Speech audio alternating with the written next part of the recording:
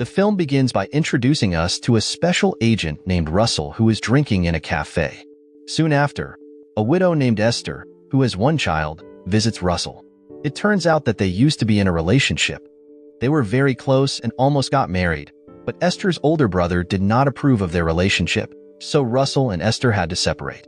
In the cafe, Esther asks Russell to look after her son because she is in serious trouble. There, Russell tries to find out what Esther's problem is, but she doesn't want to tell him. Instead, she asks Russell to promise to always take care of her son if anything happens to her. In the end, Russell agrees to Esther's request, and she leaves the cafe. Curious, he secretly follows her back to her house. When he arrives at her house, Russell sees a group of masked people trying to break in. Quickly, he tries to stop them, and a gunfight breaks out. Unfortunately, Russell gets shot in the shoulder and faints. The masked people enter Esther's house and kill her. 2 years later, Russell still can't forget Esther's death. He decided to leave his job as a special agent because he wanted to find the people who killed Esther. Russell then picked up Esther's son, Jaden, who was in middle school. At that time, Russell has kept his promise to Esther to take care of Jaden. However, Jaden doesn't seem to like Russell and only thinks of him as his personal driver. After taking Jaden home, Russell stopped by the shop owned by Jaden's grandfather, Mr. Kim, who was also Esther's father. There, Russell accidentally saw Mr. Kim arguing with Esther's older brother, but he didn't know why. After Esther's brother left, Russell talked to Mr. Kim. Mr. Kim thanked Russell for taking care of his grandson. Russell replied that he promised Esther he would always take care of Jaden. Before Russell left, Mr. Kim asked him to deliver a box of donations to a local church. An hour later, Russell was seen at a nightclub. His former colleagues from the special agency approached him and asked him to rejoin them. But Russell refused because he still wanted to focus on finding the people who killed Esther and finding out who was behind it. The scene now focuses on Esther's older brother, Marco. At that time, Marco is angry because he's still upset about the argument with Mr. Kim. He wants everything that belongs to Mr. Kim to be given to him, but Mr. Kim refused. Plus, Marco doesn't like that Mr. Kim has a good relationship with Russell. It turns out that Marco and Mr. Kim were Asian mafia bosses who controlled several areas in America. However, Mr. Kim has now retired and prefers to run his shop. The next day, Russell picks up Jaden from school. While driving, Russell asks Jaden why Marco always fights with Mr. Kim. Jaden replies that he doesn't know and doesn't care about them anymore. Hearing this, Russell stays quiet and doesn't ask further. After Russell drops Jaden off at home, Marco suddenly shows up and asks Jaden to come with him in his car. Soon after, Marco takes Jaden to a place and forces him to deal with illegal goods. At first, Jaden refuses because he has never done it before, but Marco insists, saying no one in their family is as cowardly as Jaden. Marco even gives Jaden a weapon and orders him to carry out the transaction. Reluctantly, Jaden obeys Marco's orders. Meanwhile, Russell visits Mr. Kim. As usual, he asks Russell to deliver a box of donations to the church. Suddenly, 2 members of the Russian Mafia arrive and start threatening Mr. Kim, demanding that he give something to their boss. They even threaten to kill Mr. Kim if he doesn't comply. Seeing this, Russell can't just stand by and quickly takes action. Soon after, Russell easily defeats one of the Mafia members, while the other one runs away. Then, he tells Mr. Kim to call the police immediately. What Russell doesn't know is that Mr. Kim and Marco are also Mafia bosses. After the incident, Russell advises Mr. Kim to stay put while he delivers the donation box to the church. As Russell is about to get into his car, he notices 2 policemen arriving quickly and acting suspiciously. Russell, feeling uneasy, decides to confront them and ends up knocking them out easily. Just as he is about to leave, Marco and his gang appear and attack Russell. Despite being outnumbered, he manages to fight back and eventually holds Marco at gunpoint. Marco then asks Russell to calm down and suggests they talk things over peacefully. There, Marco explains that the 2 policemen were actually his men assigned to protect Mr. Kim. For the past 2 years, Mr. Kim has been harassed by a Russian mafia group led by a man named Lazar.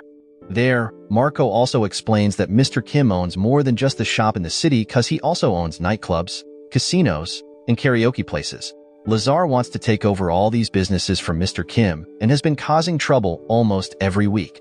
In fact, Esther's death was caused by Lazar in his attempt to seize Mr. Kim's businesses. Hearing this, Russell becomes very angry and promises to help Mr. Kim by taking down Lazar and all his henchmen. Russell isn't doing this just to help Mr. Kim, because he also wants revenge on the people who killed Esther. After that, Russell visits his neighbor David, who is an addict, at his rental house. Russell takes out some illegal items he had previously taken from Lazar's men. He asks David to deliver these items to the person selling them, saying he wants to buy more. At first, David is scared and doesn't want to help, thinking Russell might be setting him up. But when Russell threatens him with a gun, David gets scared and agrees to help. When they arrived, Russell and David were approached by 3 couriers, and one of them was Jaden. Russell was shocked to see Jaden there. He quickly told Jaden to get into the car. Meanwhile, the other 2 couriers attacked Russell, and a fight broke out. Fortunately, Russell managed to defeat the 2 couriers and quickly left with Jaden. He took Jaden to his rented house and asked him who had hired him. Jaden was too scared and just cried, not daring to say anything. Suddenly, someone hit Russell from the side, knocking him unconscious. When Russell woke up, he was in the hospital with his cousin Alice by his side. Russell asked how long he had been unconscious, and Alice told him he had been in a coma for 2 days.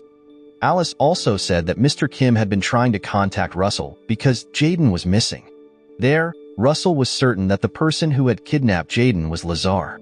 He believed the people who attacked him were also Lazar's henchmen. Even though he wasn't fully recovered, Russell insisted on leaving the hospital to save Jaden and confront Lazar. In the afternoon, Russell started spying on Lazar's headquarters by hiding on top of a building with a sniper rifle. He saw that the base was heavily guarded by Lazar's men, so he decided to attack from a distance. Unfortunately, Lazar wasn't there, but his right-hand man, Antonio, was. Soon, Antonio came out in his car. Russell took his shot with the sniper rifle. After Antonio was down, Russell approached him and asked where Jaden was. Antonio didn't answer and instead warned that his men would come after Russell. This made Russell angry, and he killed Antonio. The scene then shifts to Lazar, who was having fun in a nightclub with some of his men. Without he knowing, Russell was also at the nightclub and quickly killed one of his men. Shortly after, Lazar decided to leave the club with several bodyguards. During the journey, Lazar realized that one of his bodyguards was actually Russell in disguise. A fight broke out in the car. Russell managed to defeat all of Lazar's bodyguards, leaving only Lazar. They had a fist fight and Russell, being very skilled, easily overpowered him. Before finishing him off, Russell asked where Lazar had hidden Jaden and why he had killed Esther. But there, Lazar swore that he had never kidnapped Jaden or killed Esther. He admitted wanting to control the city, but said he never kidnapped children or killed women like Esther. He revealed that Esther was killed by Marco because he didn't want to share their father's inheritance with her. Realizing that he had been used by Marco and Mr. Kim to get rid of Lazar and his mafia, Russell felt responsible for the destruction he caused.